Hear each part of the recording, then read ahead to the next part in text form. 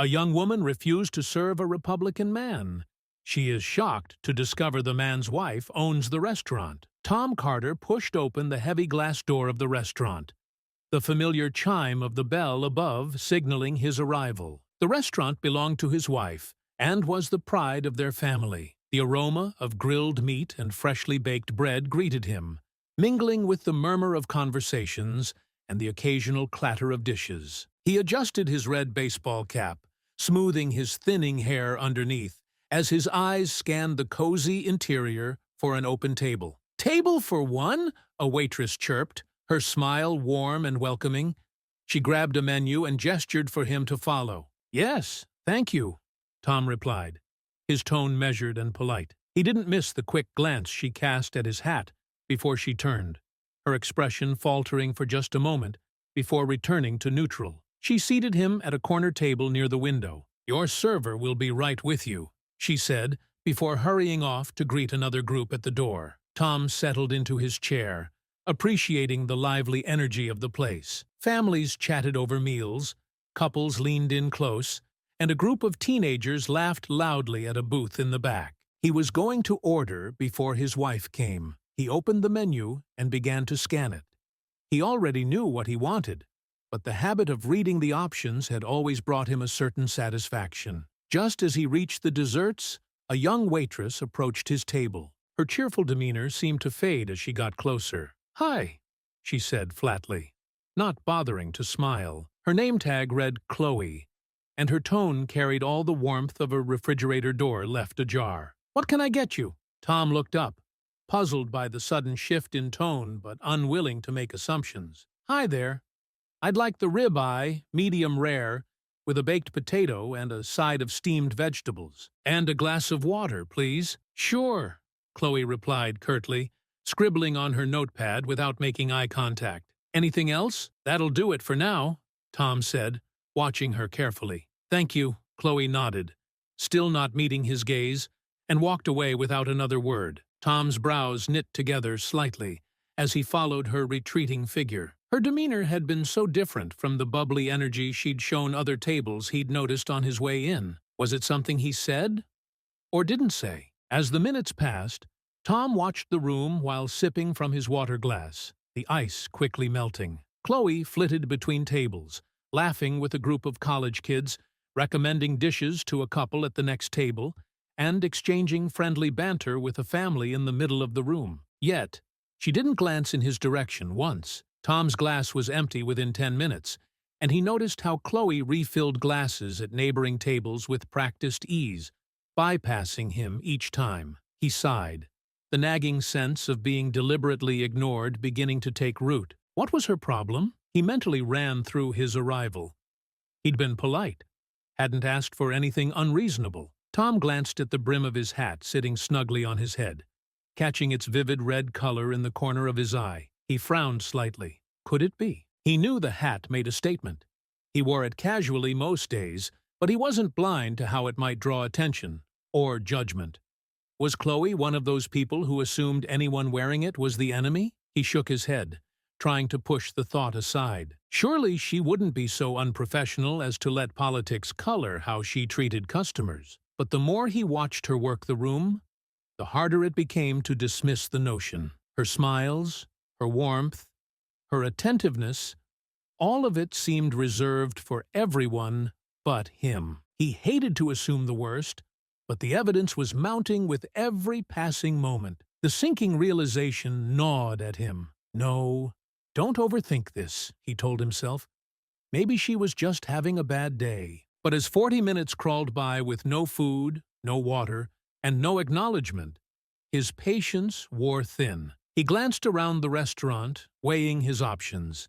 He didn't want to make a scene, but the nagging frustration in his chest refused to be ignored. Why should he sit here like a fool, just to be treated like this? He caught sight of Chloe again, laughing with a table full of teenagers, her body language open and easy. Her clear indifference toward him stung. Tom folded his hands on the table, jaw tightening. This wasn't about service delays. This was personal. He was sure of it now, and it was because of the hat. His stomach growled audibly, but the discomfort was nothing compared to the churn of irritation rising within him. He told himself to give it a few more minutes, but deep down, he already knew he'd have to confront her. Tom tapped his fingers against the edge of the table, his patience thinning with each tick of the clock. Nearly 45 minutes had passed since he'd placed his order, and his stomach growled in protest. He glanced down at his empty water glass and sighed. Around him, the restaurant hummed with activity. Servers darted between tables, trays balanced expertly on their hands, and customers laughed and chatted over their meals. Yet, his table remained an island of neglect. Across the room, Chloe stood by a booth, chatting animatedly with a group of teenagers. Her bright smile and easy laugh grated on him now. How was it she had time to linger at their table but not even glance at his in all this time? Tom straightened in his seat and scanned the room for another server. A young waitress with a ponytail and an apron embroidered with the restaurant's logo was bustling past his table. He raised a hand to catch her attention. "Excuse me," he called, his tone polite but firm. The waitress stopped and turned to him, her expression warm but tinged with concern. "Yes, sir? How can I help you?" Tom gestured to his empty table. "I've been waiting quite a while for my food. Nearly 45 minutes. Could you check on my order?" "Ribeye, medium rare, baked potato, and vegetables." The waitress's brows knit together, and she nodded. "Of course. I'm so sorry for the delay. Let me check with the kitchen right away." "Thank you," Tom said, managing a small smile despite his frustration. He watched as she hurried toward the kitchen, her ponytail swinging behind her. Minutes later she returned, her expression apologetic. "Sir, I'm so sorry," she said, her voice hushed. "It looks like your order wasn't submitted to the kitchen." Tom's jaw tightened, his suspicions confirmed. "I see," he said slowly. His eyes drifted back to Chloe, who was now at another table, laughing with a couple. He felt the knot of frustration in his chest tighten. "I can put the order in now, and have them rush it," the waitress offered, her voice earnest. "It won't take long." Tom shook his head, his eyes fixed on Chloe. "No, thank you. I think I need to speak with my server first." The waitress hesitated, then nodded. "I understand. Let me know if there's anything else I can do." Tom gave her a tight smile as she walked away. He clenched his hands together on the table, his mind racing. She hadn't even submitted his order. It wasn't just a mistake. It was deliberate neglect, and he knew exactly why. His gaze flicked up to the red "Make America Great Again" hat resting on his head. He adjusted it slightly, his frustration mingling with a faint sense of disbelief. He'd suspected earlier, but now it seemed undeniable. Chloe had seen the hat, made her assumptions, and decided he wasn't worth her time. Tom sighed deeply, trying to rein in his irritation. Maybe he was reading too much into it. Maybe she was just overwhelmed, or having a bad day. But as he watched her glide effortlessly between other tables, her smile wide and genuine, the thought felt more like wishful thinking than reality. When Chloe finally passed his table again, he raised his voice, his tone sharp enough to halt her mid-step. "Excuse me." She turned, her expression instantly guarded. "Yes?" Tom gestured to the empty space in front of him. "It's been almost an hour." "Where's my food?" Chloe blinked at him, then shrugged. "The kitchen's busy," she said flatly, offering no apology. "It happens." Tom frowned, his frustration boiling over. "I spoke with another waitress. She told me my order wasn't submitted." "Is that true?" Chloe hesitated, her eyes darting around the room before settling back on him. "Look, I said the kitchen's backed up. What more do you want from me?" "I want the truth," Tom replied, his voice steady but rising slightly. "If you forgot to put in my order, just say so." Chloe rolled her eyes. "Fine, I forgot. Happy now?" "Not particularly," Tom said dryly. "It's one thing to make a mistake, but it's another to avoid a customer entirely. You've been to every other table in this room at least twice. Why is mine the exception?" Chloe's face flushed, her defensive posture stiffening. "Maybe you're just overthinking it. It's a busy night. I can't be everywhere at once." "You've been everywhere but here," Tom shot back, his voice firm. Let's not pretend this is just an oversight. You've been avoiding me since the moment I walked in." Chloe scoffed, her arms folding tightly across her chest. "You're imagining things." "Am I?" Tom pressed, leaning forward. "Then tell me why I'm the only customer who hasn't gotten a refill, who hasn't had their food order submitted, and who hasn't been treated with basic courtesy." She hesitated, her lips pressing into a thin line. Finally, she exhaled sharply. "You want to know why?" She gestured toward his hat. "That's why.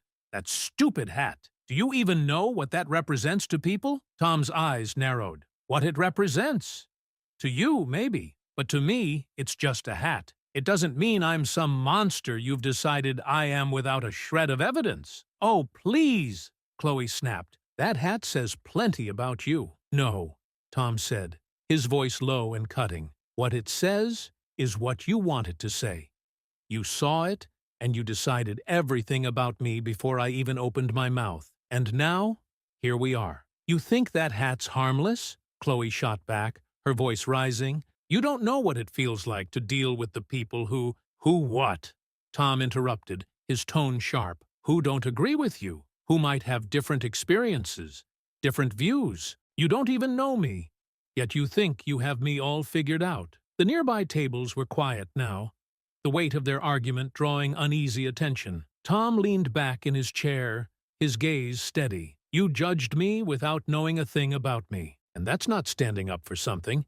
It's just plain prejudice." Chloe's face turned red, her hands clenched at her sides. For a moment, she looked like she might argue again, but instead, she turned sharply on her heel and walked away without another word. Tom exhaled, sitting back in his chair. The frustration still simmered in his chest, but now it was joined by a deep sense of disappointment. He'd come here for a quiet meal, not a fight, yet here he was. Tom sat in silence, his fists clenched under the table. The tension in the air felt heavy, pressing down on him as whispers began to ripple through the nearby tables. He wasn't looking for a confrontation, but the way Chloe had walked off without so much as an apology was like a slap to the face. Minutes later, Chloe stormed back toward him, her steps quick and deliberate. Her face was flushed, and her jaw was set tight. Tom looked up, his brow furrowing as she stopped abruptly by his table. "Look," she began, her voice sharper than before, "if you're so unhappy with the service, maybe you should just leave." Tom stared at her, the words settling like a rock in his chest. "Excuse me?" he asked, his voice calm but laced with disbelief. "You heard me," Chloe said, crossing her arms. "I don't have time for entitled customers who think they can just sit there and complain about everything." Tom let out a dry laugh, shaking his head. "Entitled? That's rich, coming from someone who's avoided my table all night." Chloe's eyes narrowed. "You're making a scene." "It's probably best if you go somewhere else." Tom stood slowly, his movements deliberate. He was taller than Chloe by a good few inches, and as he straightened, he leveled her with a steady, unblinking gaze. "Let me get this straight," he said, his voice steady, but rising slightly with each word. "You didn't take my order. You've ignored me for nearly an hour. And now you're kicking me out because I dared to call you out on your unprofessionalism?" Chloe scoffed, but her defensive stance wavered. "You're twisting this around." "No," Tom interrupted, his voice firmer now. "What I'm doing is calling out your behavior. You don't like my hat? Fine, that's your business. But it has no place in how you treat paying customers." "I don't have to listen to this," Chloe snapped, her face flushed with anger. "You're the one who came in here, acting all high and mighty." "All I did," Tom cut in sharply, "was sit down, order a meal, and expect to be treated like everyone else here. But you decided to make it personal." Chloe opened her mouth to respond, but Tom held up a hand. "No, let me finish. You judged me the second you saw my hat. You decided I wasn't worth your time, and you've done everything in your power to make sure I knew it. Well, congratulations. You succeeded." The room was silent now. The buzz of conversation that had filled the air earlier had disappeared, leaving only the faint clatter of silverware from distant tables. All eyes seemed to be on them. Chloe's lips trembled slightly, her anger giving way to a flicker of uncertainty. But then she doubled down. "If you don't like how I'm running things, you're welcome to leave." Tom stared at her for a long moment, then shook his head, a dry laugh escaping his lips. "You're really doing this, aren't you?" He leaned in slightly, lowering his voice, but sharpening his tone. "You might want to reconsider." "Oh, yeah?" Chloe said, her voice dripping with sarcasm. "Why's that?" Tom's eyes glinted with a quiet, restrained fury. "Because you clearly don't know who you're talking to." Chloe froze, her confidence faltering for the first time. "What's that supposed to mean?" "It means," Tom said, his voice calm but heavy with meaning, "you might want to check with the owner before you throw me out of here, because you're about 2 seconds away from making a very big mistake." Chloe blinked, her face paling slightly as realization began to creep in. "Wait, what are you talking about?" Tom crossed his arms, his posture steady. "You'll figure it out soon enough." Her mouth opened as if to respond, but the words caught in her throat. She glanced around nervously, her earlier bravado now replaced with unease. The restaurant seemed to close in around her as she realized that whatever authority she thought she had was slipping through her fingers. Tom didn't move, his calm demeanor unshaken. "Now, if you're done trying to kick me out of my wife's restaurant, I'd suggest you go think about how to salvage what's left of this night." Chloe's face flushed crimson, and for a moment she stood frozen, unsure of what to do. The weight of her mistake hit her like a freight train, but she couldn't find the words to respond. Finally, she spun on her heel and walked away, her steps hurried and uneven. Tom sighed, sinking back into his chair. The murmurs around him resumed, a low hum of speculation and curiosity. He didn't bother to look at the other patrons. His appetite was long gone, replaced by a deep, weary frustration. He took off his hat and placed it on the table, staring at it for a moment before running a hand through his thinning hair. This wasn't how he'd wanted the night to go, not by a long shot. But as much as he hated the confrontation, he couldn't just sit there and let someone like Chloe trample over decency and respect. Tom leaned back in his chair, waiting. He knew Evelyn would hear about this soon enough, and when she did, Chloe would have some explaining to do. Tom was still seated, his hat resting on the table, when he heard the familiar click of heels against the tiled floor. He looked up and immediately recognized the sharp, purposeful stride of Evelyn Carter. Her expression was calm but unyielding, her sharp eyes scanning the room. It didn't take long for her gaze to find him, and she made a beeline for his table. "Tom," Evelyn said, her tone level but carrying an undercurrent of concern. "What's going on?" Tom gestured to the seat across from him, and Evelyn sat down, her back straight, and her hands folded neatly on the table. Around them, the buzz of the restaurant had dimmed slightly, as though the staff and diners could sense the gravity of her arrival. Tom exhaled, taking a moment to gather his thoughts before explaining. "I came in for a meal, sat down, and placed my order. But my server, Chloe, didn't even bother to submit it. She's been ignoring me all night, Evelyn. No water refills, no updates, nothing. And when I tried to address it with her, she doubled down and tried to kick me out." Evelyn's eyes flicked to the hat on the table, then back to Tom. "She made this about the hat, didn't she?" Tom nodded, his expression grim. "She didn't say it outright at first, but when I pressed her, she admitted it. She said I should leave if I didn't like her service. In our restaurant." Evelyn's jaw tightened, her composed exterior cracking slightly as her lips pressed into a thin line. "I see," she said evenly. Without another word, she turned and signaled Chloe, who was standing awkwardly near the counter, trying to avoid eye contact with both of them. "Chloe," Evelyn called out, her voice carrying an unmistakable authority. "Come here, please." Chloe hesitated, her face pale, but she eventually walked over.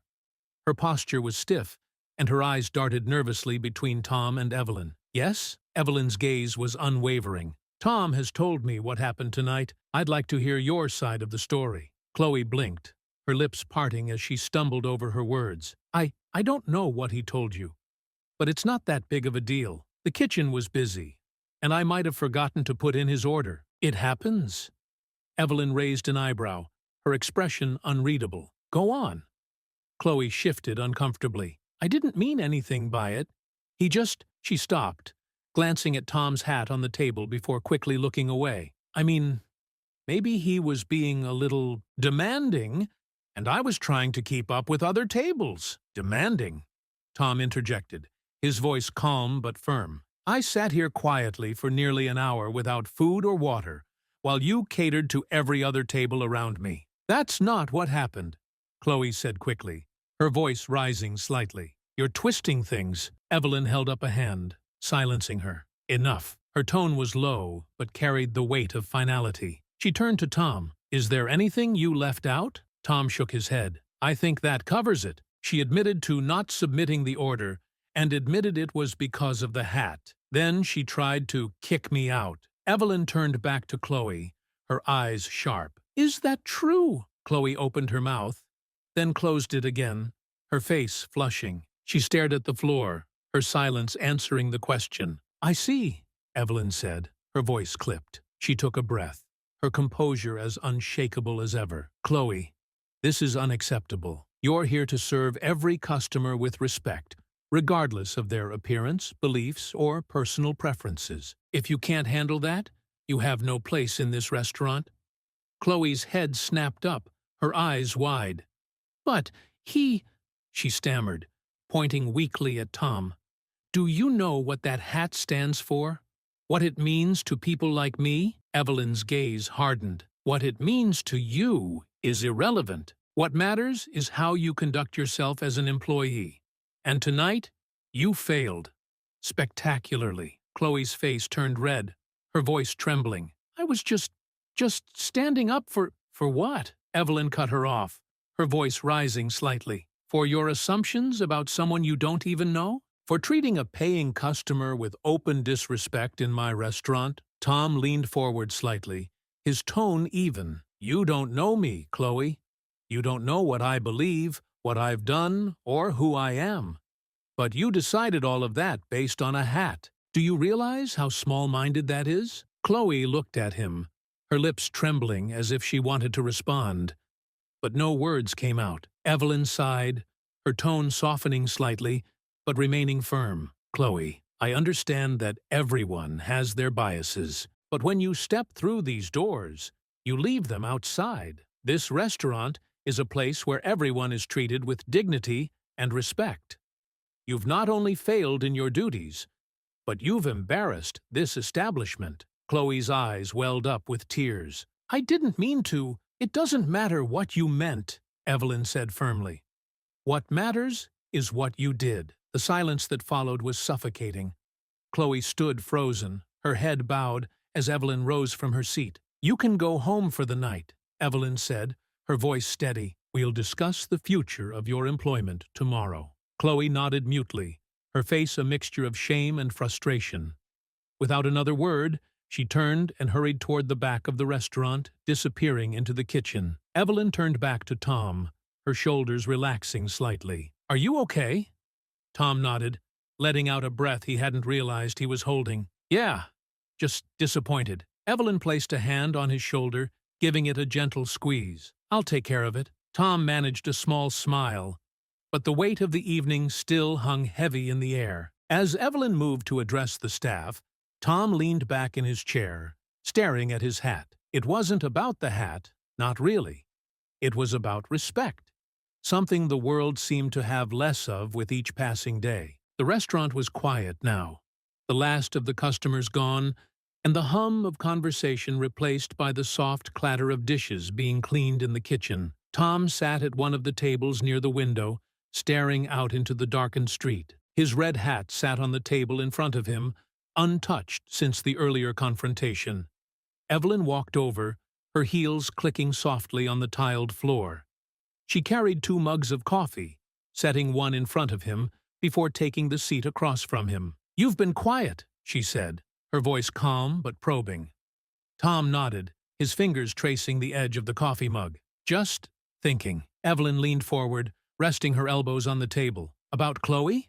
Or about something else? Both, Tom admitted. He sighed, lifting the mug, but pausing before taking a sip. You know, when I put this hat on today, I wasn't thinking about what it meant to anyone else. It's just a hat to me. Something I grabbed out of habit. Evelyn's gaze softened. But it's not just a hat to everyone else. Tom nodded again, his expression thoughtful. That's what I keep coming back to. To Chloe, it represented something ugly, something personal. I get that. But he looked at Evelyn, his brows furrowing. Does that justify what she did? Treating me the way she did? Evelyn shook her head. No. You don't treat people differently because of what you think they stand for. That's not standing up for anything.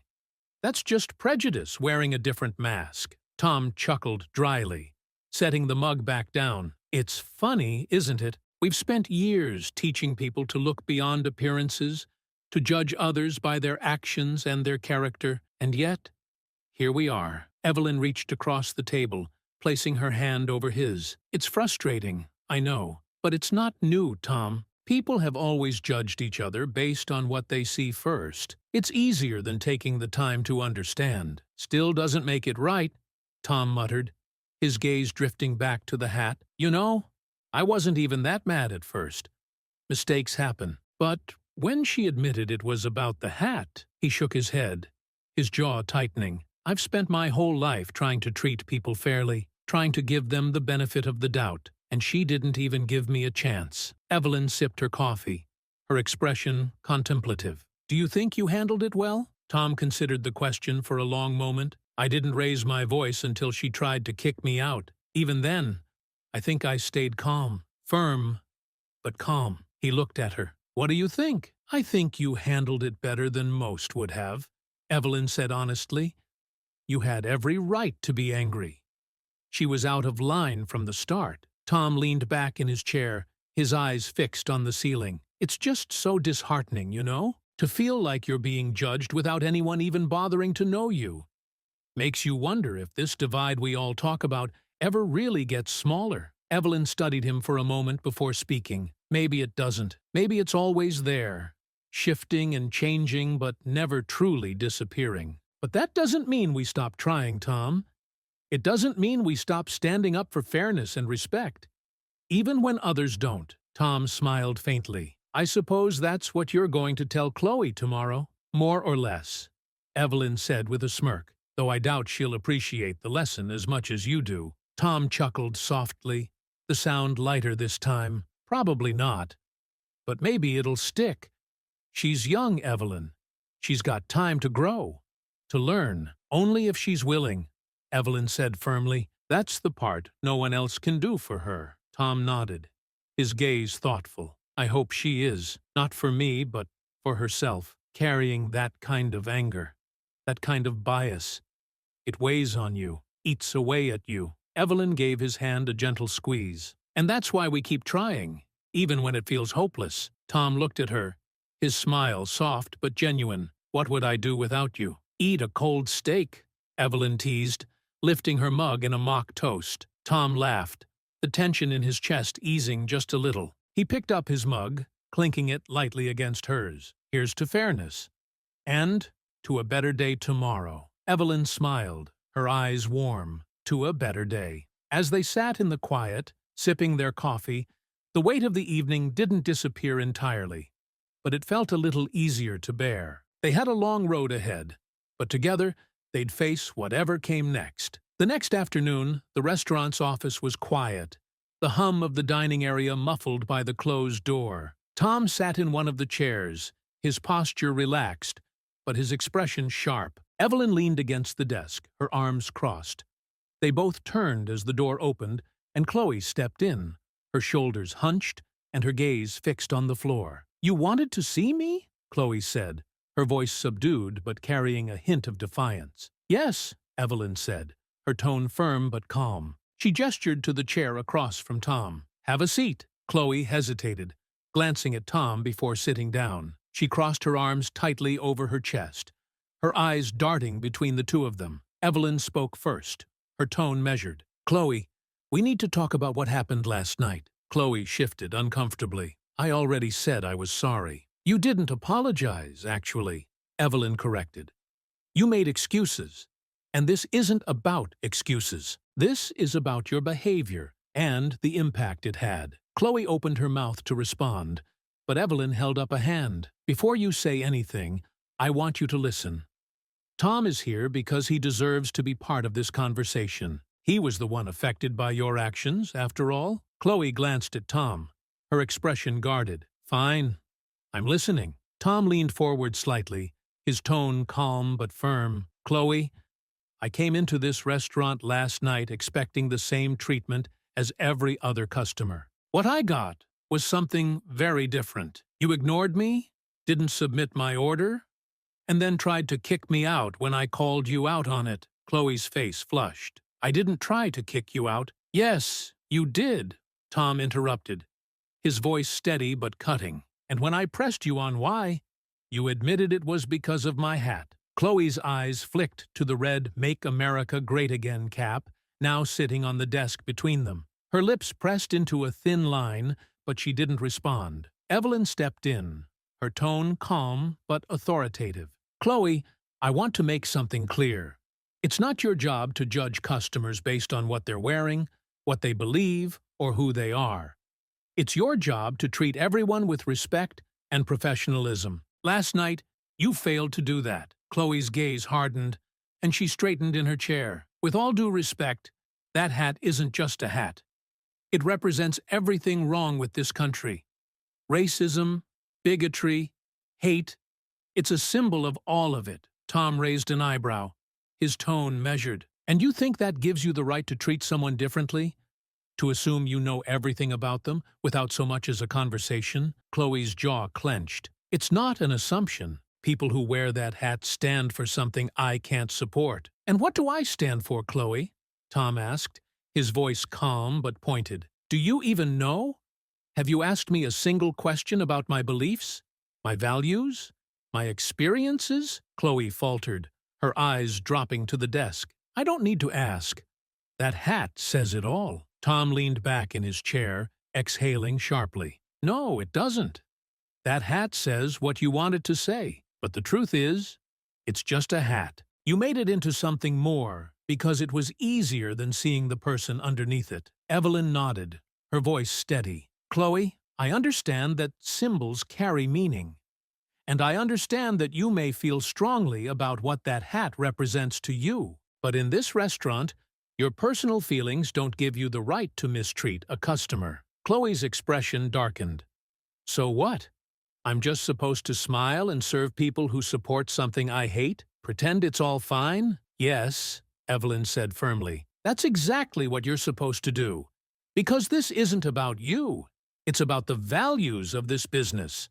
Values of fairness, respect, and professionalism. Chloe shook her head, her voice rising. Well, maybe I don't want to work somewhere that makes me do that. Evelyn's gaze didn't waver. Then maybe you shouldn't. Chloe froze, her face pale. Wait, you're firing me? Over this? Evelyn sighed, her tone softening but remaining firm. Chloe, you've made it clear you can't separate your personal feelings from your responsibilities as an employee. Last night wasn't just a mistake. It was a conscious decision to treat a customer differently because of your assumptions. That's not something I can overlook. Chloe's voice cracked. I've worked here for 2 years. You're really going to throw that away over one night? It's not about one night, Evelyn said quietly. It's about the choices you made and the message those choices send. If I let this slide, I'm saying it's okay to judge people based on appearances, and that's not who we are. Tom spoke up, his tone softer now. Chloe, I don't hate you. I don't even blame you for feeling the way you do. But this isn't about how you feel. It's about how you act. And last night, your actions hurt more than just me. They hurt this restaurant and its reputation. Chloe looked between them, her face a mixture of anger and shame. Fine, she said finally, standing abruptly. If that's how it is, then I'll go. Evelyn nodded, her expression resolute. I wish you the best, Chloe. I hope you take this as a chance to reflect and grow. Chloe didn't respond. She turned and left the office, the door clicking shut behind her. The silence that followed was heavy, but there was also a sense of finality. Evelyn looked at Tom, her shoulders relaxing slightly. Well, That's that. Tom nodded, his gaze distant. Do you think she'll learn from this? Evelyn sighed. That's up to her. But at least we've done what we could. Tom reached for his hat, turning it over in his hands. The world feels so divided sometimes. Makes you wonder if it'll ever get better. Evelyn placed a hand on his shoulder, giving it a gentle squeeze. Maybe, but for now, we just keep doing our part. Tom smiled faintly. Here's hoping it's enough. They sat in silence for a moment longer, the weight of the day settling in, before Evelyn stood and returned to her work. Tom stayed behind, lost in thought, the red hat still resting in his hands. Tom sat alone in the quiet office, the red hat still resting in his hands. The meeting with Chloe had ended hours ago, but the weight of her words lingered in his mind like a bitter aftertaste. He turned the hat over, running his fingers along the brim, tracing the embroidered letters. Make America Great Again. He'd never thought of it as more than a slogan, a hopeful phrase from an election long past. To him, it symbolized a time when things felt simpler, when conversations weren't so fraught with tension. But now, after the events of the past day, he was starting to see it through a different lens. Evelyn knocked softly before stepping into the room. "You okay?" she asked, leaning against the door frame. Tom looked up, offering a faint smile. "Yeah, just thinking." "About her?"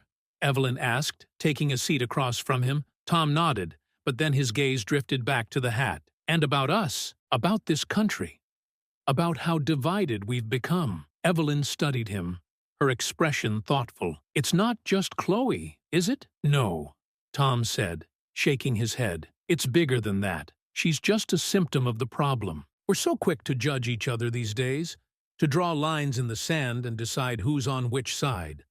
And for what? A hat? A slogan? A difference of opinion?" Evelyn sighed, leaning back in her chair. "It feels like we've lost the ability to talk to each other, doesn't it? Everyone's shouting, but no one's listening." "Exactly," Tom said, his voice tinged with frustration. "It's like we've forgotten how to see each other as people. Instead, we see symbols, stereotypes, enemies. We assign meaning to things without ever asking, without ever trying to understand." Evelyn nodded slowly. "And the more we do that, the wider the divide becomes." Tom set the hat on the desk, staring at it as though it held all the answers. "When did we get here, Evelyn? When did we stop caring about who people are and start focusing on what they represent?" Evelyn hesitated before answering. "I think it's always been there, Tom. We just see it more now, hear it more. Social media, the news, politics, it's like they thrive on keeping us divided. And the more we buy into it, the harder it is to break free." Tom frowned, his hands clasped tightly in front of him. "But how do we fix it? How do we get people to open their eyes, to stop seeing each other as enemies, and start seeing each other as human beings?" Evelyn gave him a sad smile. "One conversation at a time, I guess. One moment of understanding. One choice to be better than our assumptions." "Do you think it's enough?" Tom asked, his voice soft but heavy with doubt. Evelyn reached across the desk, placing her hand over his. "I don't know, but it's all we can do. And maybe, just maybe, it'll ripple out. Maybe someone like Chloe will think twice the next time she's about to judge someone. Maybe someone who feels unseen will find the courage to speak up." Tom looked at her, his eyes filled with both hope and resignation. "It feels like such a steep hill to climb." "It is," Evelyn said gently. "But the alternative is standing still. And you've never been one to stand still, Tom." He chuckled softly, the tension in his shoulders easing slightly. "No, I suppose I haven't." They sat in silence for a moment, the weight of the conversation settling around them. Tom reached for the hat again, turning it over in his hands. "I used to think this was a symbol of hope," he said quietly. "Now I wonder if it's just another wall between us." "Maybe it's both," Evelyn said. "Symbols are what we make them, Tom. They can divide or unite, depending on how we choose to use them." Tom nodded slowly, her words sinking in. He set the hat back on the desk and stood, his movements deliberate. "I guess it's time to start making better choices. For all of us." Evelyn smiled, standing with him. "That's a good place to start." Together they left the office, the quiet of the room giving way to the hum of the restaurant beyond. The divide wasn't gone, and the questions still lingered. But as they stepped into the light, there was a sense of resolve, a hope that maybe, just maybe, things could change.